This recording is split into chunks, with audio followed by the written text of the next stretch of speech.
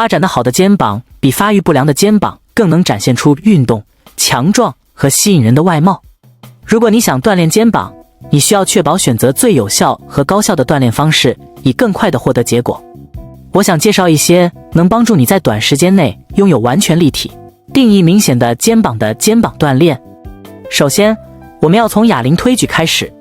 这是一种只需要2个哑铃的锻炼，但非常有效的锻炼肩膀前侧和侧面肌群。这个动作非常容易设置，可以站立或坐下来进行。我建议你坐下来，这样可以获得背部支撑，同时可以使用更重的哑铃，更好地锻炼肩膀。坐下来，双腿上放置2个哑铃，然后你依次抬起1个哑铃，将其移到肩膀上，并旋转手臂，达到起始位置。然后向上推直到哑铃几乎触摸到对方，然后放下，直到哑铃与耳朵齐平或稍低，然后重复进行多次。与这个锻炼同时，许多人认为更好的肩膀锻炼是杠铃坐姿推举。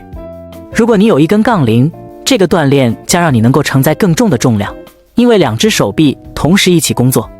随着时间的推移，增加重量负荷有助于增加你所锻炼的肌肉。与哑铃类似，你可以站立进行这个锻炼，但是我建议你坐着进行这些锻炼，这样可以支撑住你的背部，同时让你能够举起更重的重量。所以坐下来，将双手放在杠铃上，与起始纹理的位置相隔1个拇指的距离。将杠铃从架子上举起，慢慢向胸部降低。在这个过程中，你需要把头向后移，给杠铃腾出空间。你可以选择将杠铃降低到下巴的位置，然后再推举上去。但我个人更喜欢在这个锻炼中获得完整的运动范围，所以我喜欢将杠铃完全降低到胸部，然后再推举上去，重复进行多次。另一个你应该做的推举锻炼是阿诺德推举。阿诺德推举可以让你获得更大的运动范围，在底部给你一个拉伸感，而大多数其他推举锻炼无法提供。它们也比大多数其他推举锻炼更好地锻炼你的肩膀外侧。就像普通的哑铃推举一样，你会坐在一张凳子上，双膝上放着哑铃，然后将哑铃提到起始位置，看起来就像你刚刚完成了一次弯举。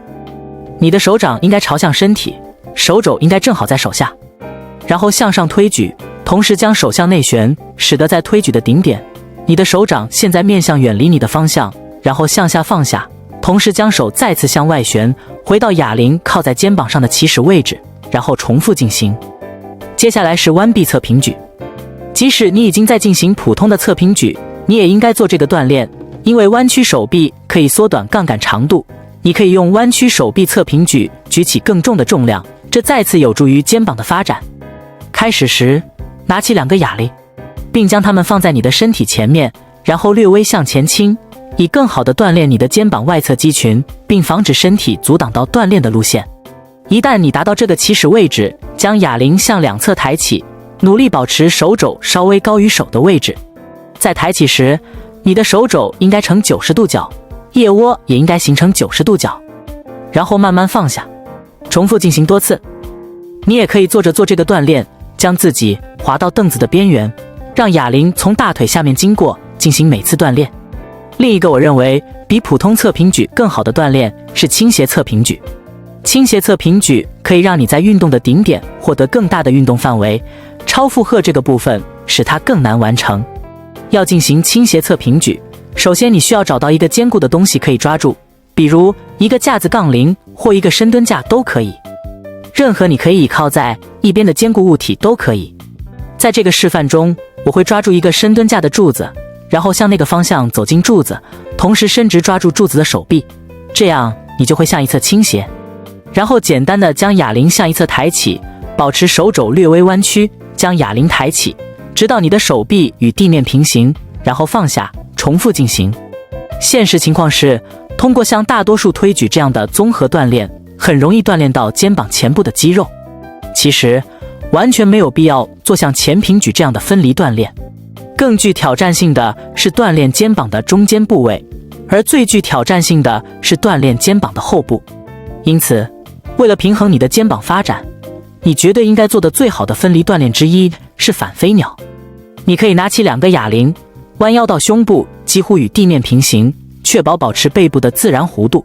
而不是让脊柱完全向前弯曲。然后保持手肘稍微弯曲的状态，通过将哑铃向两侧抬起，然后向天花板方向做弧线运动，进行反飞鸟锻炼。然后将哑铃再次靠拢，重复进行多次。你也可以坐着做这个锻炼，弯腰到膝盖上方，通过将哑铃从腿的下方经过，进行每次锻炼，就像我们做弯臂侧平举时那样。这两种变化都是分离锻炼，但幸运的是，有一种综合锻炼可以很有效地锻炼肩膀的后部。因为锻炼肩膀的后部很困难，所以你绝对应该将这种锻炼纳入你的训练计划中，那就是高位划船。你可以用杠铃或哑铃来进行这个锻炼，关键是抓住重量，弯腰到上半身几乎与地面平行，然后以肘部向外翻并向上高位划船，将杠铃或哑铃向胸部更高的位置拉起，而不是像普通划船那样拉到肚脐按钮的位置。然后保持弯腰姿势，让重量慢慢放下，保持背部的中立弧度，然后重复进行多次。另一种对肩膀后部同样有效的锻炼是电缆反飞鸟。你可以将2根电缆放置在稍高于肩膀高度的位置。你可以使用地形手柄附件来采用中立握把进行这个锻炼，但我喜欢直接抓住卡拉宾钩后面的电缆。开始时，你要面向电缆交叉处，用右手抓住左侧的电缆，然后将左臂交叉到右臂上，用左手抓住右侧的电缆，这样2只手臂交叉在一起，这就是你的起始姿势。然后你要张开双臂，以同样的弧线路径将电缆向后拉回来，保持肘部稍微弯曲。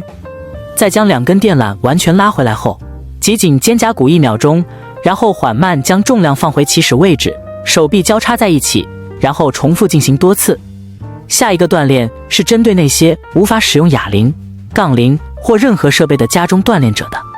如果你有其他已经介绍过的锻炼所需的设备，那么你不需要进行这个锻炼。但如果你没有设备，派克俯卧撑是非常适合锻炼肩膀的，只需利用自身体重。大多数人在地面上进行派克俯卧撑。如果你是初学者，你应该从地面开始，以正确地掌握这个锻炼。然而，一旦你在地面上感到更舒适，我建议尝试提高离地面的高度，使用稳定的支撑物，以便获得更大的运动范围。你只需设置3个支撑物，将双脚放在其中一个上面，然后将一只手放在其他2只上面。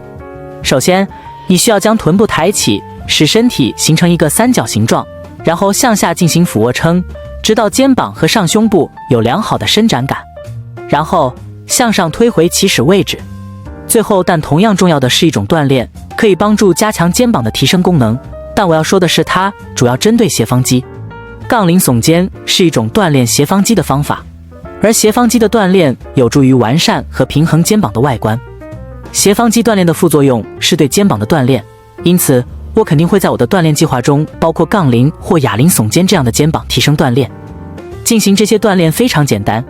你只需要抓住一个重负荷的杠铃或哑铃，解开重量，然后耸肩向上，然后在顶部挤压1秒钟，然后缓慢放下，并重复进行多次。你要避免的主要错误是肩膀上下几乎没有动作，这是因为重量太重。我经常看到这种情况。进行微小的耸肩是绝对不可取的，也不要在每个重复动作中滚动肩膀，而是直接上下耸肩。所以这些就是你需要进行肩膀锻炼的所有动作。为什么后侧三角肌的锻炼动作很多，而前侧三角肌的锻炼动作很少？是因为肩膀的前部在诸如卧推这样的锻炼中得到了持续的锻炼，因此通常不需要额外的单独锻炼动作。另一方面，肩膀的中部和后部需要额外的关注，才能与其他部分的肌肉发展成比例。正如往常一样，我不建议你在一个巨大的训练中完成所有这些锻炼。我建议你选择其中一半的锻炼，组合成适合你的肩膀锻炼。例如，可以从以下方式开始：结论军事推举3组，每组6到10次重复弯臂侧平举3组，每组8到10次重复高位划船3组，每组8到10次重复反向电缆飞鸟3组，每组8到10次重复，最后完成耸肩3组，每组10次重复。你可以将其他一半的锻炼留到本周的第2个肩膀训练日。我真心希望这个视频对你有所帮助，这些确实是你真正需要的唯一的肩膀锻炼动作。只要你保持一致性进行这些锻炼，你就没有理由不能培养出漂亮的肩膀。如果你喜欢这个内容，请确保订阅这个频道和点赞这个视频。我们下期再见。